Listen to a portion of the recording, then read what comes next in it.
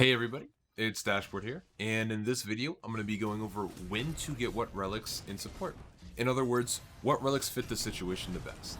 I often get asked this question a ton on stream, so I decided to make a video on it. It will be going over all of what I consider to be support relics, and yes, that does include beads. I know some people often think beads are not a support relic, but they most certainly are. And hopefully by the end of this video, you guys will have a better understanding of what relics best fit your current situation. So without further ado, let's get right into the video. So the first relic I want to go over is Shell. Shell has two types, Fortifying and Phantom. And Shell I consider to be an all-purpose relic, meaning it's good in most situations, most games. Now Phantom Shell, you mainly want to go if they have wall characters. Kabrakan, even Maui, Yamoja, Odin, all these characters have walls, and Phantom Shell is going to allow you and your allies to face through them. So whenever you see a wall character in the game, your brain should be screaming, hey, I need to get a shell and I need to go Phantom Shell as soon as possible. The other kind of shell is Fortifying Shell. Now, both shells are really good at dealing with auto attacks, but Fortifying Shell is going to give your teammates a little bit of extra defense. So both shells reduce auto attack damage by 40%, which is really nice. Fortifying will also provide a 15% damage mitigation buff and 20% movement speed buff to you and your allies for 3 seconds when the shell expires or is destroyed. Now this is going to be really good against characters like Nemesis, Kali, really any auto attack characters or any die. So overall, it should be used when there are wall characters or there are a lot of auto attack characters, or you just don't know what relic to go, get Shell. The next one we're going to go over is Frenzy. So you have Belt of the Berserker and Belt of Insatiable Hunger.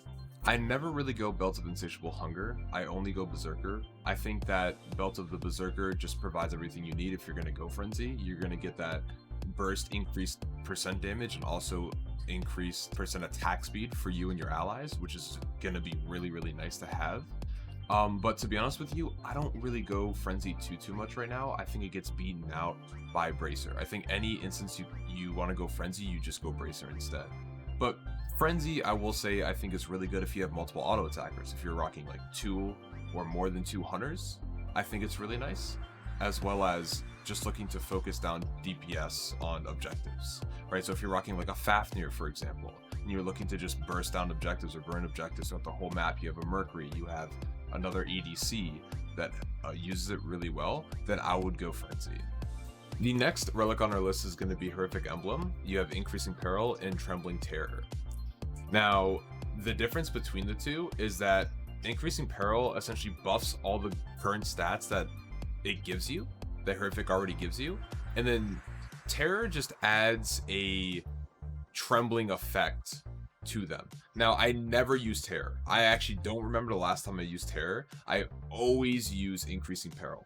The reason for this is because Peril just buffs the stats that matter for Horrific. Horrific's kind of the opposite of Frenzy. Frenzy we wanted to buy to increase our auto attack damage and our shred potential. Horrific, you want to debuff the enemy and decrease their shred potential onto your allies. The nice thing about Horrific is it gives you 3 separate stats. It slows the enemy, it decreases their attack speed, and it decreases their damage dealt. This is a really good item. A lot of SPL players are going it right now. I've been going it since season 9. I love it. It's kind of like Shell. I would mainly go it when they have a lot of auto attack dive as well. I often like to pair Shell with Horrific, and you just have insane backline support relics. So if they're rocking a Nemesis, if they're rocking Kali, again, just like Shell, Bakasura even, Horrific is very good.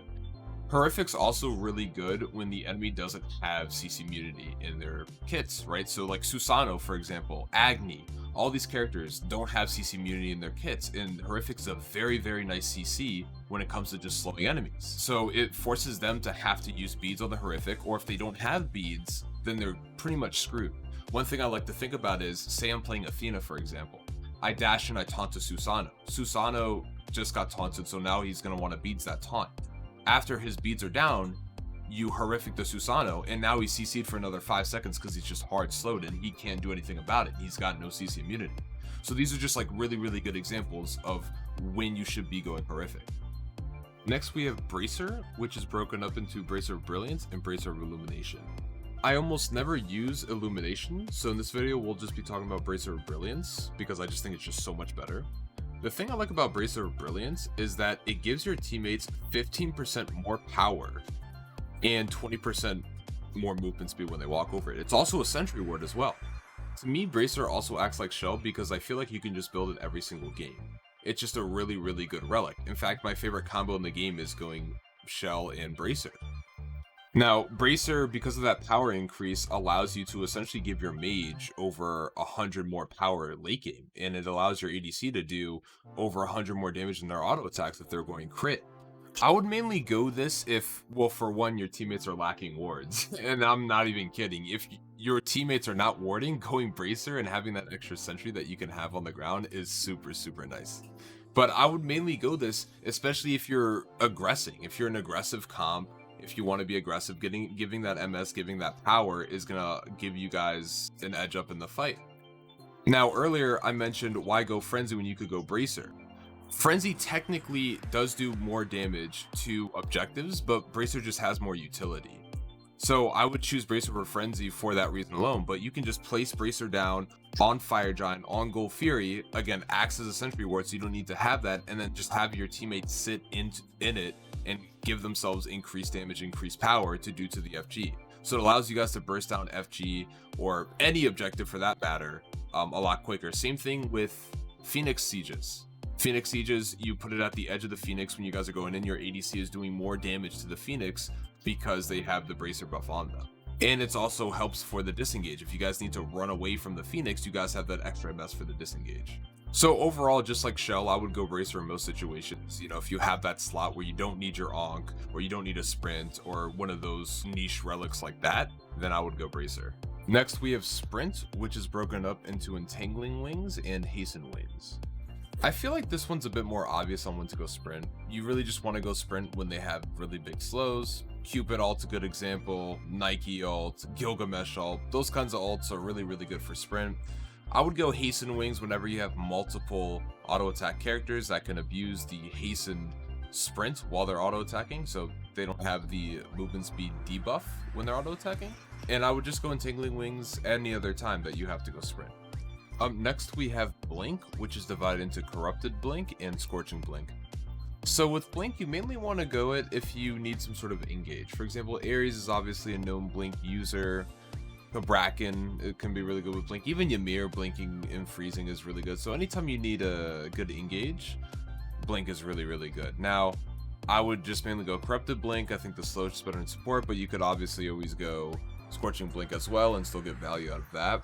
I would try to stay away from Blink though, because other support relics, like ones previously mentioned in this video, are just a lot better currently, and they're a lot more helpful in the team fight. But again, if you need the engage, blinking could be a very useful tool in starting that engage. Up next we have Med. This will consist of Cloak of the Avatar and Cloak of the Ascetic.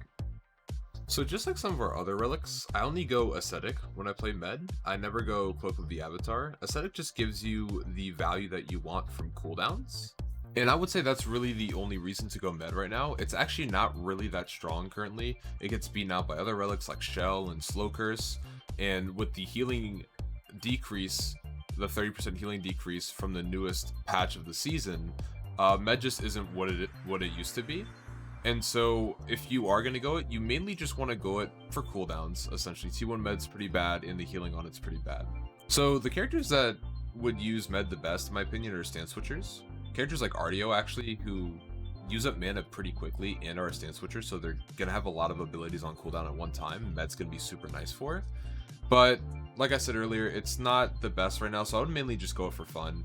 Fafnir also actually uses Med pretty well too. If you hammer, jump in, dragon form, double stun again, and then pop Med, you're going to get your stuns back up pretty quickly. I believe the Med CD time is about 6 seconds shaved off of your relics, or sorry, of your cooldowns and your allies' cooldowns as well. So it's not the worst thing in the world, but again, just mainly doing it for fun. If you're trying to do a serious game, Shell, Slow Curse, all those relics should be a lot better. Next on our list, we have Sunder, which consists of Sundering Siphon and Sundering Blast. I almost never go Siphon. In fact, I never go Siphon. I always use Blast. Blast is going to give you insane damage. It's going to affect everybody in a certain vicinity, and it's going to increase the damage that they take. And that damage also stacks if you hit multiple Sunders onto the same target. Now, Sunder is an absurdly fun relic. It's probably the funnest relic in the game. It's insanely good on setup characters like Athena, or lockdown characters like Ardeo, who make it just like super easy to confirm the Sunder. So I would mainly go Sunder if I'm playing those style characters, and mainly if I'm against super tanky tanks, like tanks that feel unkillable, such as Hercules. Vamana is a very good example. Those kinds of characters you love to go Sunder against. It helps your allies just destroy them, and it can honestly just help turn the tide and win you guys a team fight. Okay, so next up we have Ankh, and this consists of Drowned Ankh and Blighted Ankh. Now both are actually really good, and one thing I want to highlight here that a lot of people don't realize is Ankh not only reduces 75% of the enemy's current shield when applied, but it also reduces their shielding by 50% while Ankh is applied on them. This can make Ankh really good against characters like Vamana, who have a lot of micro shielding. People often think Sunder is Vamana's counter, and Sunder is very good against Vamana. But if they have a lot of healing, such as Yamoja and Vamana, Ankh is going to be a much better relic to use. Now I often get asked which is the better Ankh to go, and to be honest with you, I think it's mostly preference. Now, sometimes I go Drowned, and sometimes I go Blighted. I think Blighted is by far my favorite, because I like applying that 20% increased damage to everybody that gets healed, and redistributing that healing back out to me and my teammates. But Drowned is really good against characters like Yamoja as well, who have a lot of AoE healing, and those pools can cause a lot of damage in fights. I've gotten thousands of damage in a single fight before, just from the pools alone. So you want to get Ankh if they have a lot of healing, of course. I would say at least one healer, then it's probably just going to be a good Ankh game. Finally, the last relic I'll be going over is Beads. Now, Beads is a pretty controversial relic for supports. A lot of people often don't think that Beads is a support relic, but it really just depends what they have. If they're rocking a Fenrir or an Ao Kuang in particular, those two characters you definitely need to go Beads against, especially if you don't have a CC Munal. The reason being is because they will be looking to kill you off cooldown, and you'll end up just feeding the enemy team. I would often also think of Beads as a preventative measure from inting or feeding. Sometimes when the enemy Fenrir or Ao Kuang sees that you have Beads, they won't want to go on you, so now you feel like your relic is useless because you're not using it. But if you didn't have Beads in the first place, they would be killing you off cooldown and getting fed from it. So even if other relics may seem better, sometimes you just have to bite the bullet and go Beads in those cases. And that's it for the video. Guys, thank you so much for watching. The video actually ended up being longer than I thought it would be, but I'm glad we got through everything. I also just want to mention that it can be confusing sometimes knowing what relics to go in certain games. I myself sometimes get confused as well.